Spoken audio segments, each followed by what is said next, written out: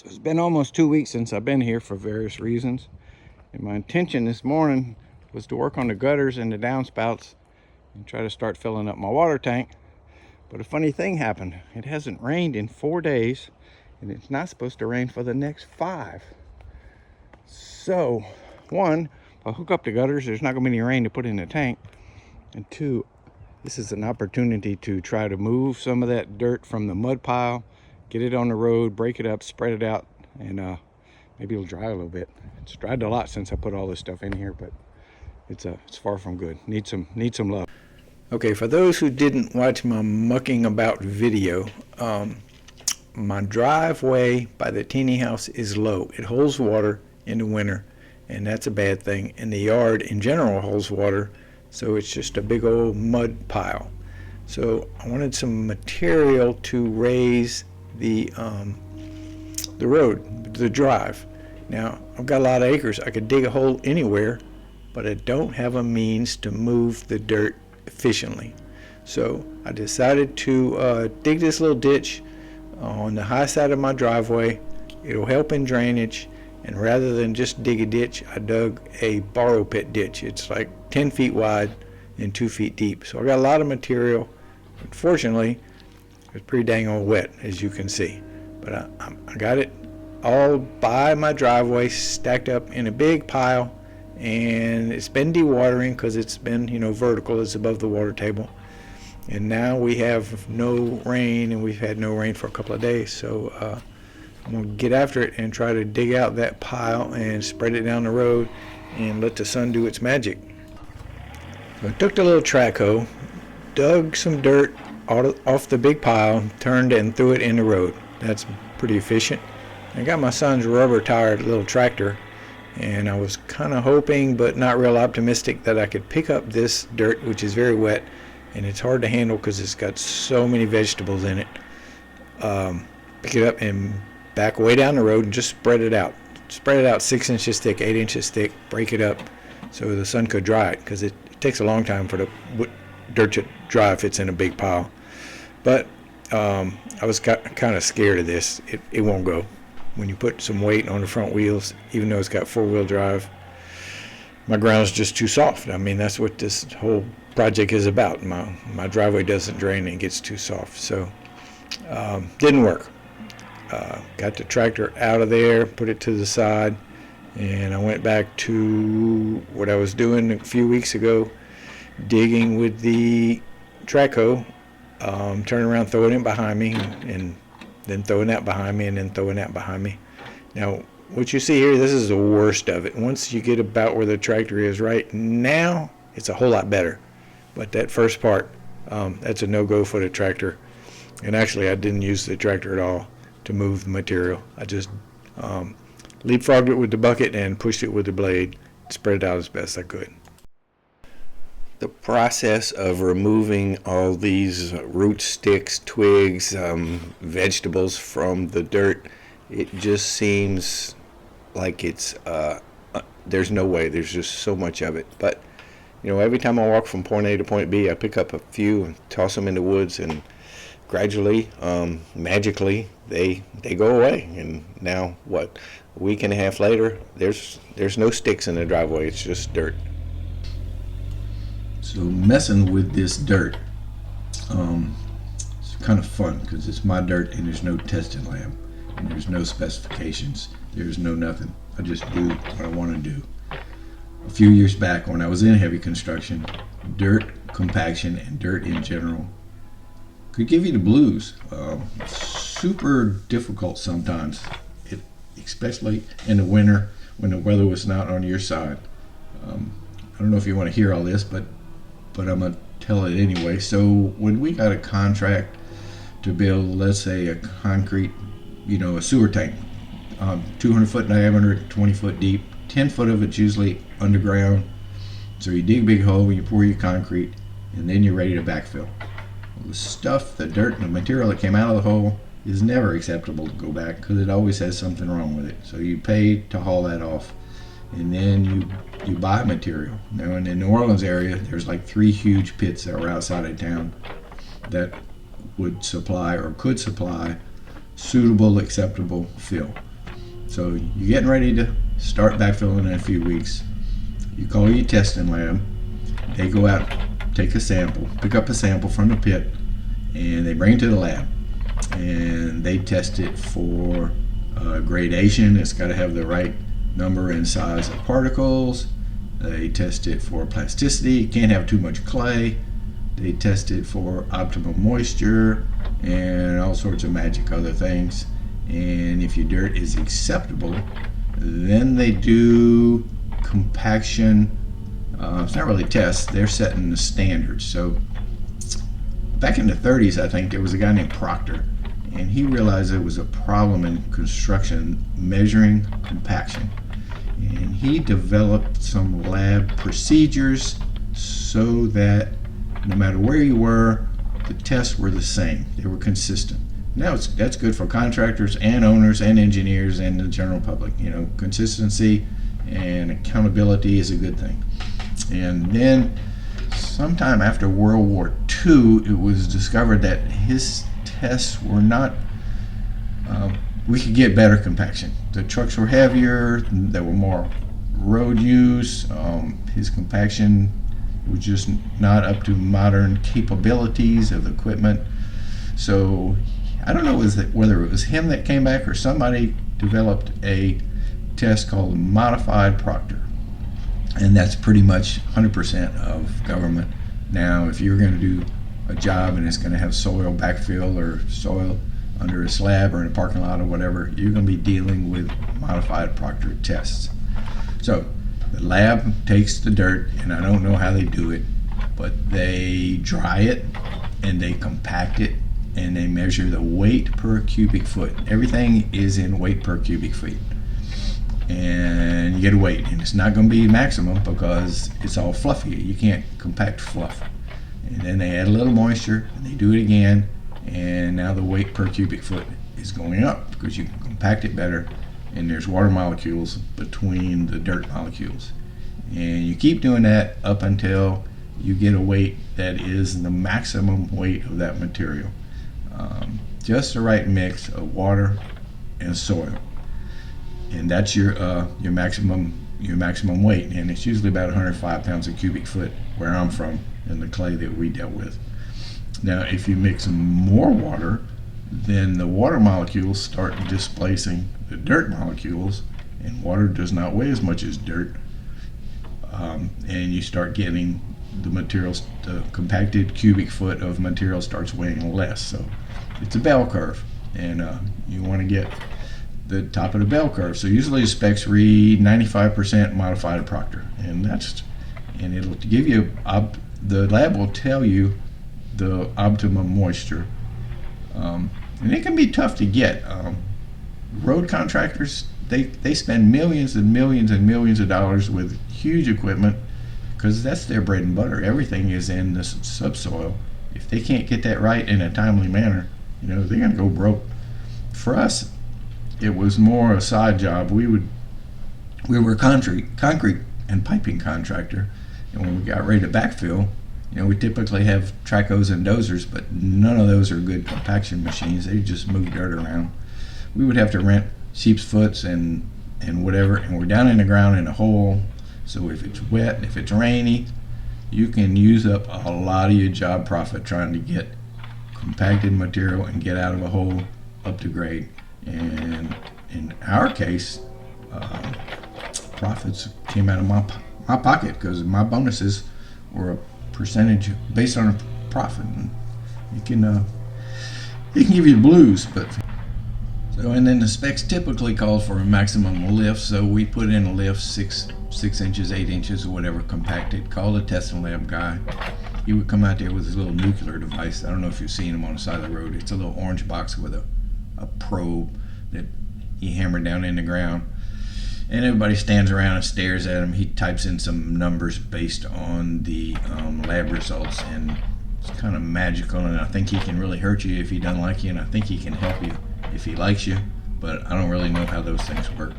And he would do the little test, and the computer screen would read and tell you your exact moisture content and your exact density or weight per cubic foot.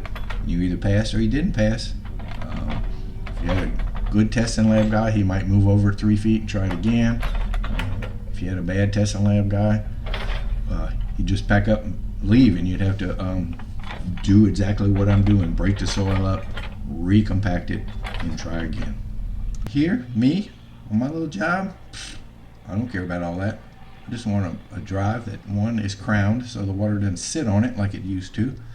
I want it to drain to that ditch, the one that's on the left side in this photo, and I want the water to go away, and I want to be able to drive on it with my pickup truck and the lawnmower, and that's it. And I'm going to get that easily. I just need a few weeks of dry weather. So, okay, I'm sorry I'm boring you. So what I'm doing here is, one, moving the dirt behind me, and two, breaking it up, loosening it up so the air can get all up in that dirt and dry it out. And I'll come back in the next couple of days and I'll break it up again. And I just got really lucky here. We got a lot of dry weather right when I'm doing this. So looking at the video up there, it looks like I am stuck. I wasn't stuck. I was detained for quite a while. I don't know what happened. I just couldn't move.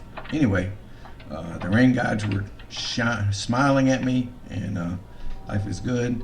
I got this dirt moved down the road.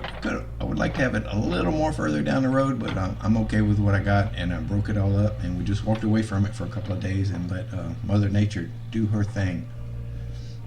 So I leapfrogged a bunch of dirt up to about this big stump. I got it broken up pretty well. And if the weatherman didn't lie, it'll dry out pretty good in the next couple of days. If it rains, it'll set me back a month because this will just soak up so much water. Here I'm doing the same thing I did on the road. I dug the dirt and turned it over, tried to get it to dry. This is obviously where the water tank is already located, so if you saw the other video. And I did eventually pull that low pine tree out. This is a tough spot because it gets 100% no sunlight. It's shady all day, so it never did really dry out as good as I hoped. And you saw that if you saw the video of setting in the water tank. It eventually will dry out. It does have drainage now. It is above the water table now. So like I say, there's no testing lab on this site. Got it broke up, and I think I did it one more time before I had to push it and seal it and set the tank. It's still wet, but it's a long shot better than it was 2 weeks ago. I took the mini hoe and broke up this little pile of dirt that's my future storage area so it can dry better. It dried a lot, but it's always going to be wet under the surface unless you open it up. Okay, this is the same little sketch from 2 weeks ago, and I'm addressing the bottom part of the pink line where the water goes through the pine trees and comes back on the teeny home. And I was going to fix that with a future ditch, the orange ditch. Well, now I'm ready to dig the orange ditch. The boys are out for their morning visit. There's no houses close by, but they're coming from somewhere, and they have collars. I've been scouting around on how to reroute the ditch that drains behind my teeny house. I think I'm going to go in right here. I'm going to go ahead and try to do it today. It won't take much of a ditch. I'm trying to not plow down as many trees to make try to make minimal damage to the trees because it's kind of our privacy. Although we're going to be hooked up with Magnolia Power and they're going to cut a bunch of trees, so it's really not going to make that much difference. But anyway, I'll get the little hoe over here. We're going to see if we can't go up into the woods and connect to the existing low spot and dig a ditch on our way out.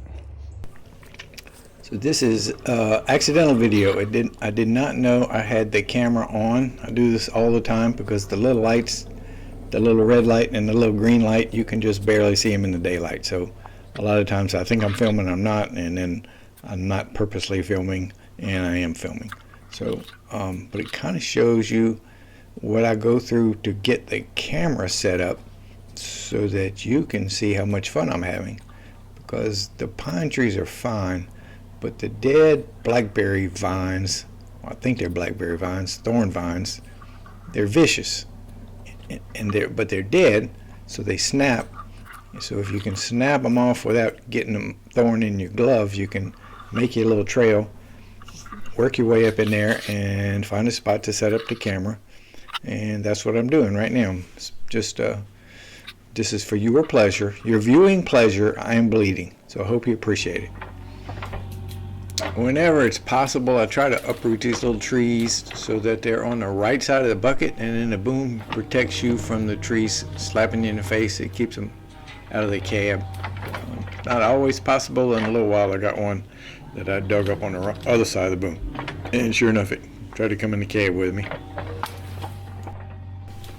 So this is going to be kind of a right angle ditch. I'm coming straight in off the road, which is parallel with the long axis of the cabin, and when I get far enough in, I'm going to make a hard left turn and head straight for the cabin.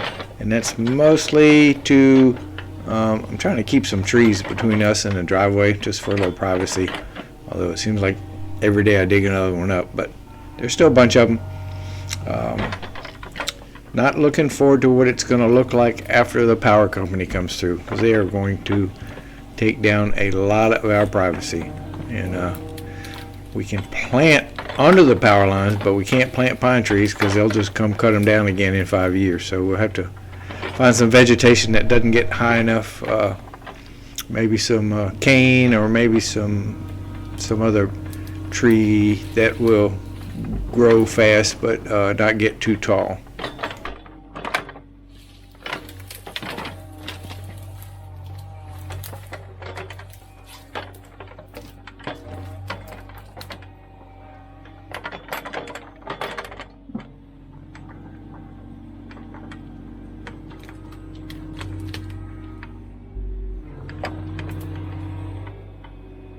So I am here, and if you turn and look about 20 feet, there's the water that I want to divert.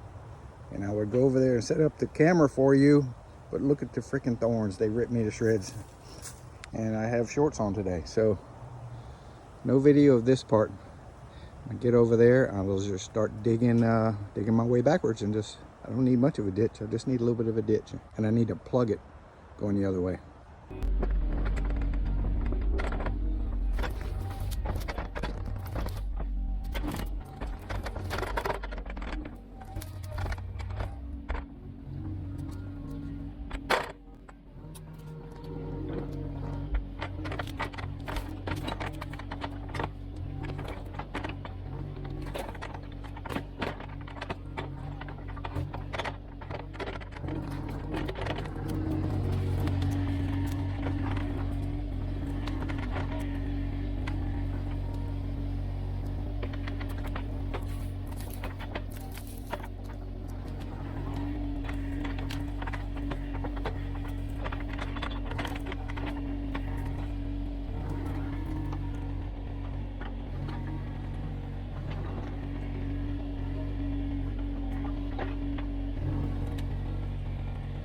Alright, so you see the teeny house right through there, and I think I'm far enough, and I threw what mud I could to block the way the water used to go, and now I just need to back out and make a little divot in the ground so the water will come this way. I'm sitting in a really low spot that was holding water, so I'm hoping all the water comes to this spot and then we'll go down a new ditch. We'll see. So I made my turn, turned due, I guess, west, and walked up to the lowest spot, which I hope is the lowest spot, the swampy spot, and I started digging my ditch. And the first several buckets I put on the far side of the swampy spot to try to keep the water from going the way it used to go. And then I'm just digging my way back out and trying to get rid of the dirt between the trees. I try to put some on one side and some on the other side so I don't block the flow. If any of the water wants to come in this ditch, I want to welcome it. I don't want to levee it off. And I'm just kind of going the same distance below natural grade. I don't have a level set up or anything. I'm just digging a ditch. And it turned out there was a pretty good hump in it for about 10 feet, and I just came back after the fact with a shovel and knocked it out because it's pretty soft yet. It's still muddy from the winter.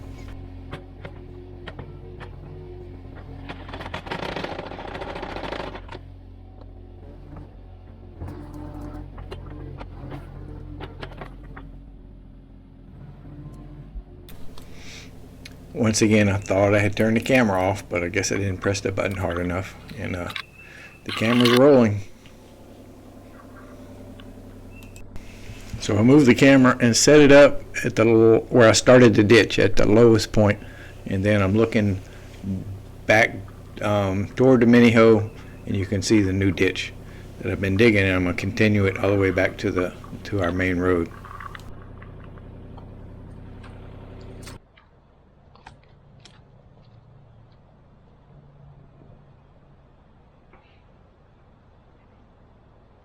So I thought I'd been filming this whole time, digging this ditch, going backwards, but my battery was dead, so I don't know how much I got and how much I didn't get, but well.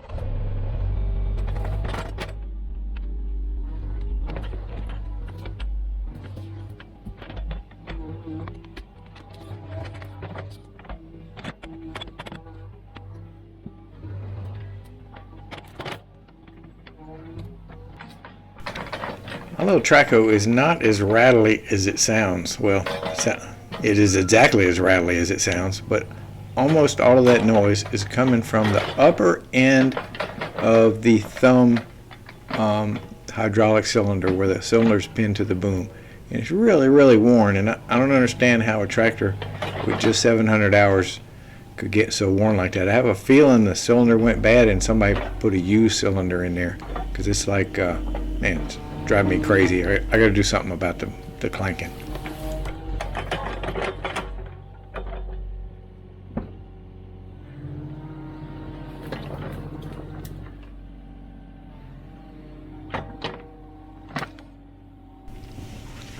Coming up on daylight. Daylight's behind me. We're coming up on a road where I will tie this ditch into a ditch that's been there forever, as far as I can tell. And knock on wood, this is gonna help me out a lot.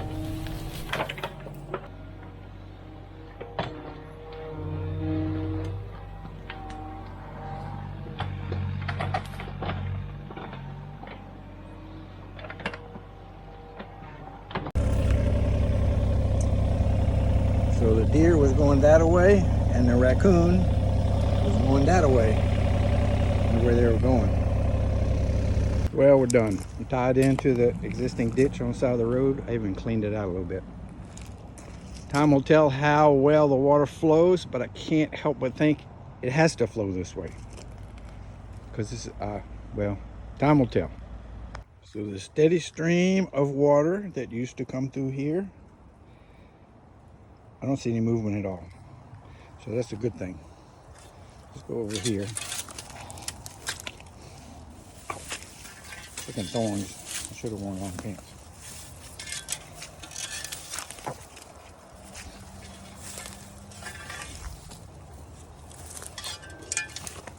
Ow.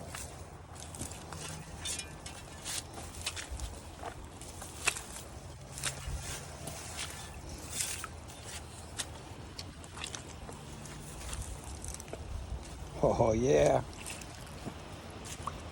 Look at it. Flowing into the ditch. Of course, the ditch is holding water. Gotta go see where the high spot is. I got my shovel. I'm gonna spread this dirt out better to make a better dam for when the water is higher, which I would think any rainy day probably come up higher.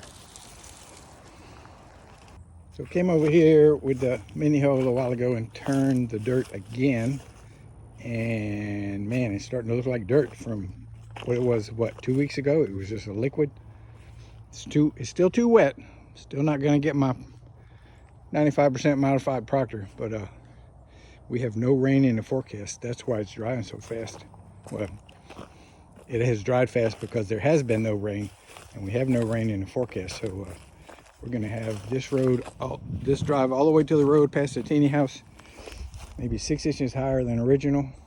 And we're gonna get it all dry, and I'm gonna put some stone on part of it so it won't be muddy when it rains. Yep, it is almost behaving like real dirt.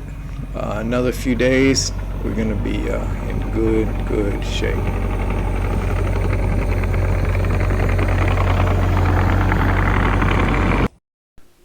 End of a long day, trying to burn the big stump, which was only marginally successful. And thanks for watching. We're gonna continue this dirt work next go around.